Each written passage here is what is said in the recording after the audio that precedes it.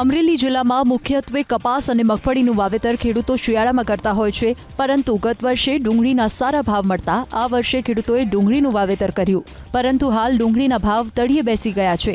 સાથે જ વાતાવરણમાં પલટો આવતા ખેડૂતો મૂંઝવણમાં મુકાયા છે। શિયાળુ ડુંગળીને બજારમાં આવતા 2 મહિના જેટલો સમય લાગી શકે છે, ત્યારે ડુંગળીનું અગાઉ વાવેતર કરનાર ખેડૂતોને ઓછા ભાવ મળી રહ્યા છે। છેલ્લા 7-8 દિવસથી વાદળછાયા વાતાવરણના કારણે ડુંગળીના પાકમાં રોગનું પ્રમાણ વધ્યું છે।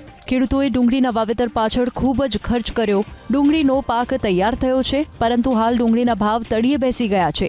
જો આ જ ભાવ રહેશે તો ખેડૂતોને ખૂબ મોટા પ્રમાણમાં નુકસાન વેઠવાનો વારો આવશે, જેથી સરકાર ડુંગળીની નિકાસ શરૂ કરાવે અને ડ્યુટીમાં ઘટાડો કરે તેવી માંગ છે।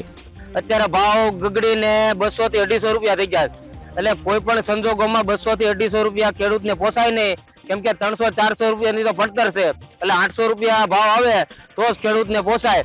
અને છેલ્લા લગભગ અઠવાડિયાથી વાદળછાયું વાતાવરણ છે, એટલે ડુંગળીને અત્યારે પાકમાં જોવો છો તમે, થ્રીપ્સ, કથીરી અને ગળો આવી ગયો છે। એટલે જો વાતાવરણ સુધરે તો સારું અને ભાવમાં પણ સુધારો થાય તો સારું।